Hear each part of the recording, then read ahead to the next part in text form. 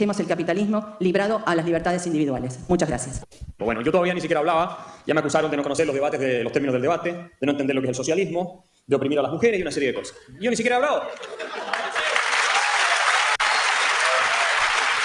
No le saquen minutos. Pero déjenme decirles que yo venía con una muy buena disposición a este debate, pero lo que me doy cuenta es que aquí hay una serie de falacias, de argumentos que no tienen ningún fundamento en la historia ni en la evidencia, y una serie de inconsecuencias en lo que se plantea, porque ni siquiera hasta ahora, y espero que en el tercer exponente esto cambie, se ha definido lo que es el socialismo para justificar por qué es mejor que un sistema de libre mercado. Lo que sí se hace siempre es plantear un capitalismo real con todos los pecados que tiene versus un socialismo ideal, que es aquel donde todos vamos a ser felices y vamos a ser, por supuesto, prósperos y vamos a ser iguales. Pero déjenme decirles una cosa.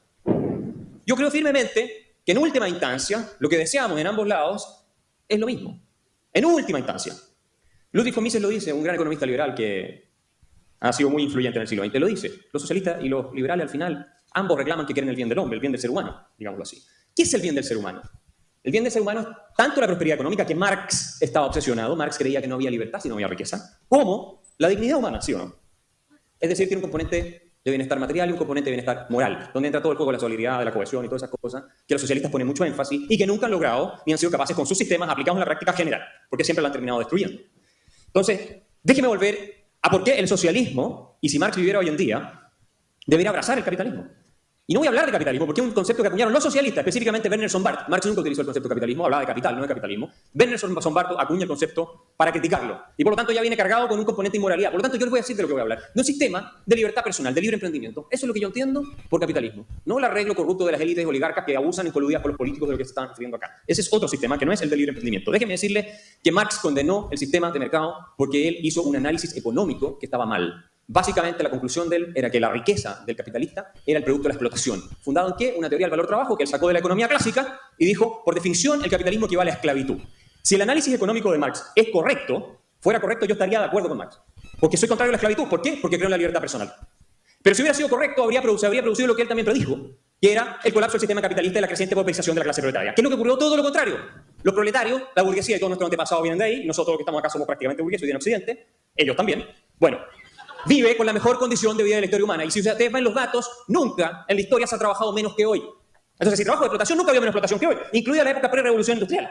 Entonces, si Marx viviera hoy día y pudiera honestamente apreciar el progreso que ha habido y cómo el sistema de libre emprendimiento individual ha generado la riqueza que, según él, era lo que iba a terminar por liberar a la especie humana, no se olviden ustedes que en el programa de Gotha él dice fluirán a chorro lleno los manantiales de la riqueza colectiva. ¿Quién ha logrado acercarse más a ese ideal? ¿Los marxistas, los socialistas o los que defienden la libertad individual y el mercado?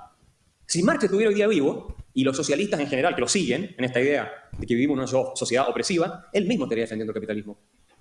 Porque el capitalismo es el sistema que se está acercando al ideal que él prometió. El ideal de una sociedad más igualitaria con menos clases que antes de la revolución industrial, donde estaba todo predeterminado. Y el ideal de una sociedad donde hay más bienes materiales que pueden terminar generando la libertad humana que a él tanto le preocupó.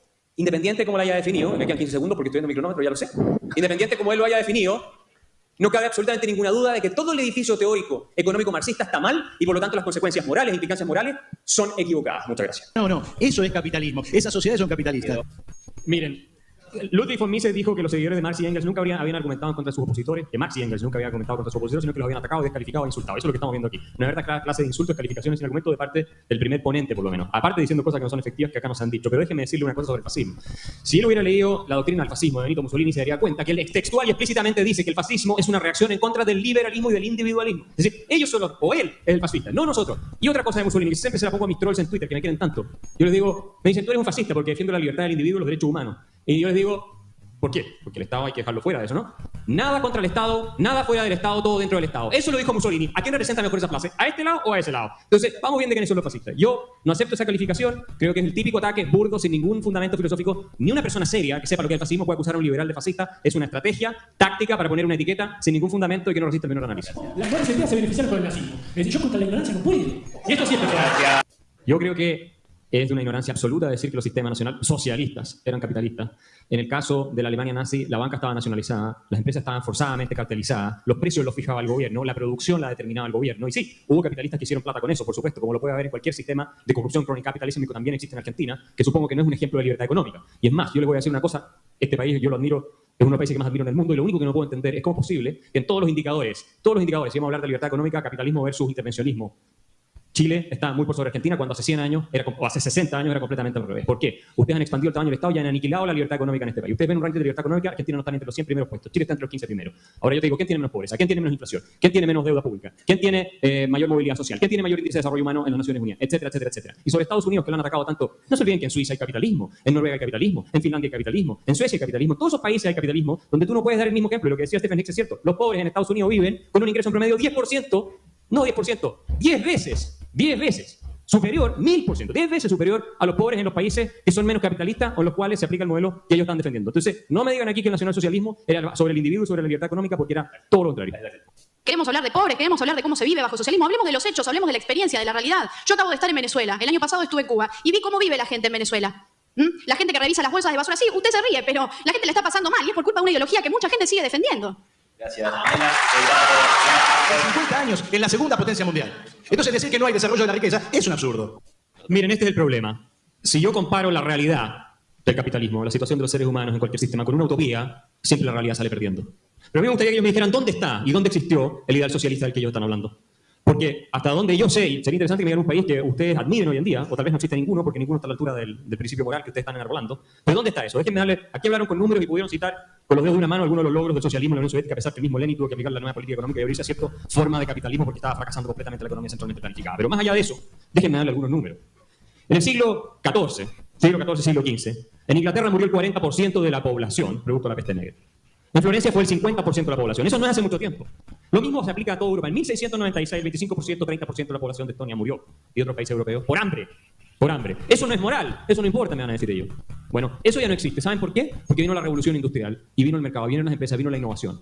Ahora, si eso no es un triunfo moral, incluso del tipo que predicaba Marx, ¿qué es lo que es? O sea, hoy día la gente, en los países en que se muere de hambre, en los países donde el capitalismo no está, y voy a terminar con un dato antes de que Iván me interrumpa porque lo noto nervioso. China, la China comunista de Mao, el año 1950 se quedó en el sistema que yo supongo que ellos proponen, que todavía no han dicho que es lo que proponen en la práctica, entonces cuando lo expliquen tal vez vamos a tenerlo más claro. En 1950 China tenía el ingreso per cápita de la Europa del siglo XV.